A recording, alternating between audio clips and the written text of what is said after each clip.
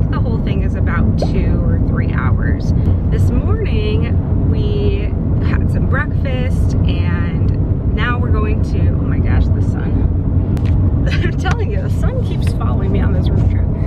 So this morning we are going over to the national park and we are going to go kayaking, which should be really fun. There was a thunderstorm last night, so hopefully everything will be fine, but I'm excited to see what's on the route and what else we explore. I think we're just gonna sort of stay in this area and enjoy our hotel.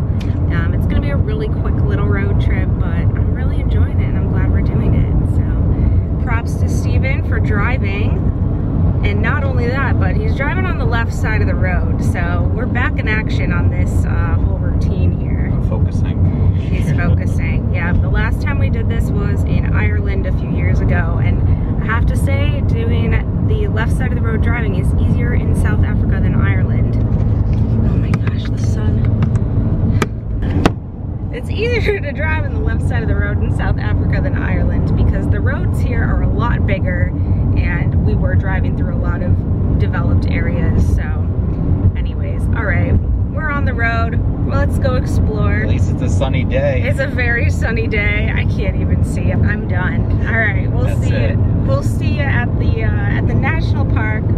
Let's go explore the garden route.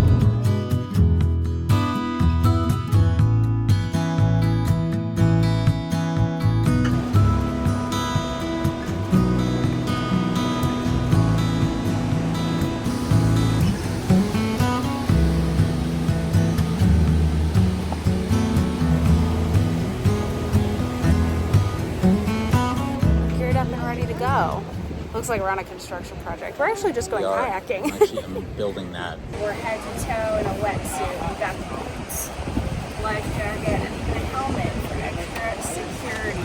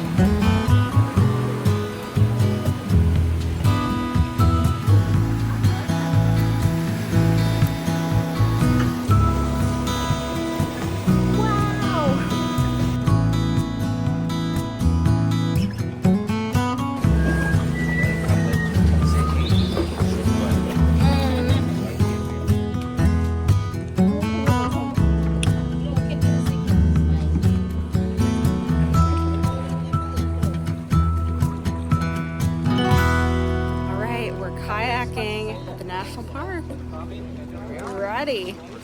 Our guide keeps whistling the Hunger Games, so hope that's not foreshadowing for our adventure.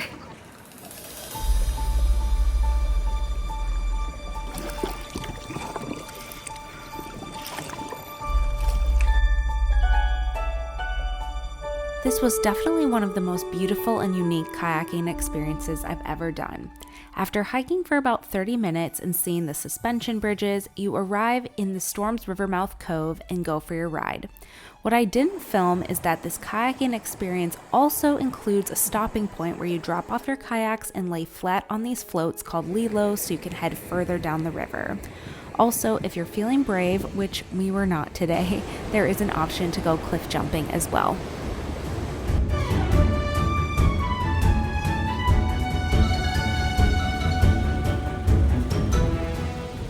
Ride? Yeah.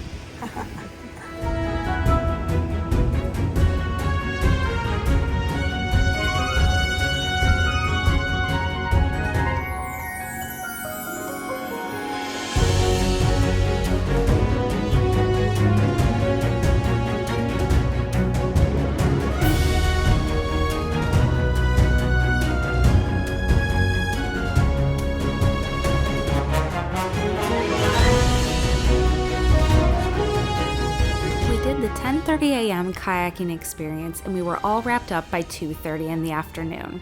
It took about an hour to drive back to our hotel, where we showered and got ready to enjoy our leisurely evening in this little corner of paradise. So just checking in, we went over to Tsitsikamma National Park this morning and did a kayaking excursion on Storms River, which was really fun.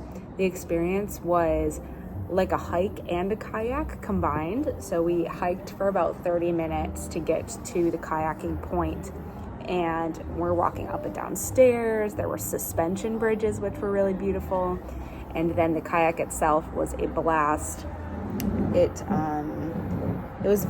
The water was very calm because it was where the ocean and fresh water came together, and it was in this beautiful cove. So that was really lovely because the ocean looked very wild and crazy today, but we enjoyed it very, very much. We had a very crazy crew. They were pretty funny, but the experience was great. They run it every 30 minutes. We did book it in advance, but we ended up being late because it takes a very long time to get into the park. So where it said on our GPS was like 20 to 40 minutes before the actual meeting point. So we were coming from outside the park and it said we were 20 minutes away. We gave ourselves an hour. We were late. So I would give yourselves an hour and a half if you're coming from outside of the park.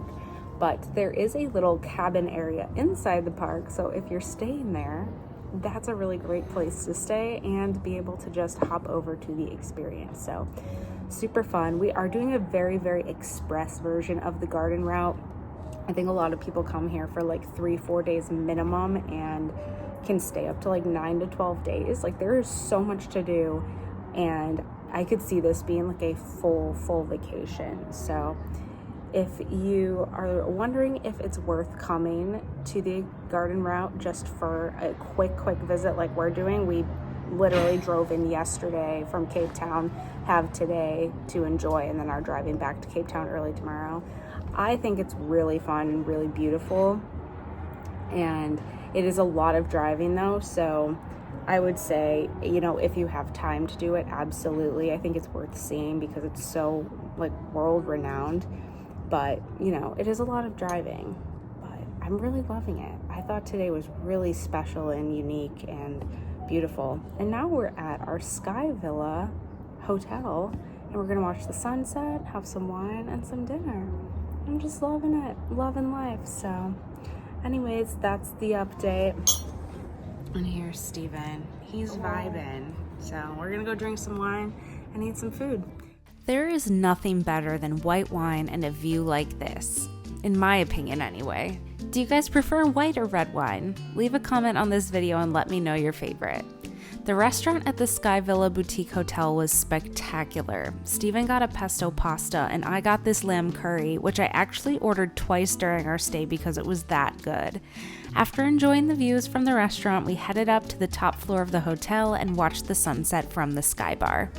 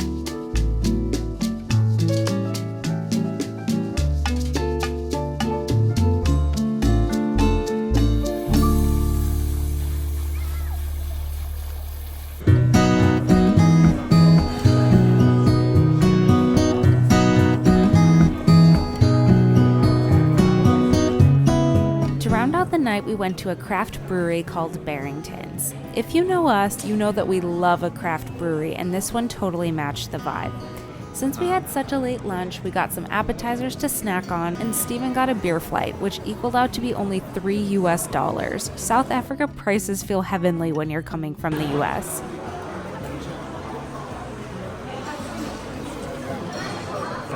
That looks so good. Then there was a huge thunder and lightning storm, which is another one of my favorite things.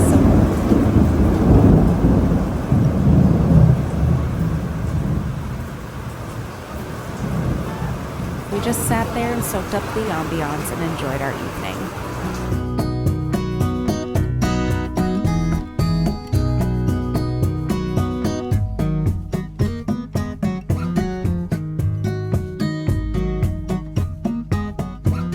The weekend truly flew by in a flash, and before we knew it, we were eating breakfast on our final morning and getting ready to go back to Cape Town. They had croissant breakfast sandwiches and brie French toast at the restaurant, which were absolutely delightful. Before we go, I want to show you a little bit more of the Sky Villa Boutique Hotel because we really fell in love with this place. First of all, there were hummingbirds everywhere, which is my little spirit guide animal, so that was really special and serendipitous. We didn't even realize it when we booked it, but this was actually a 5-star hotel. And again, with the South Africa prices, we were able to stay here for less than $130 a night, which was a really big treat for us. The property was peaceful, the staff was incredible, and it just blew my expectations out of the water.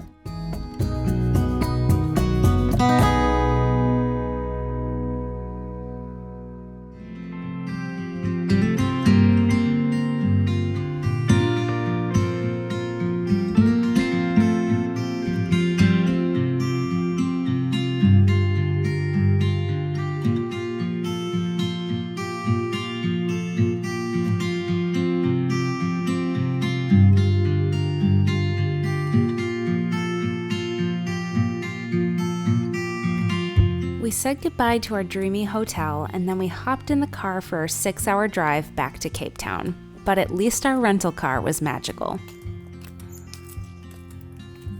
Yep.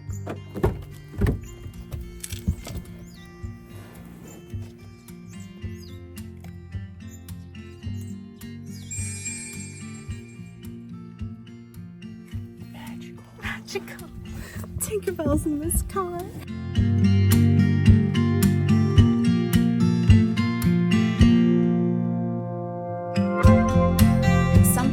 Really appreciated about the roads here in South Africa is that they have clear signage and arrows painted right on the road telling you which way to go. This is very helpful for people traveling here who aren't used to driving on the left side of the road. And here's the method we came up with that works pretty effectively.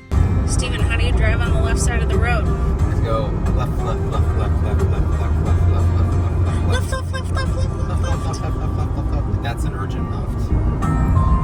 It's best to just say out loud. Say left. Say left. Left. Say it out loud, and it's really helpful. It works. It works. We've had success. These Americans on the left side. So far, so good. Woohoo!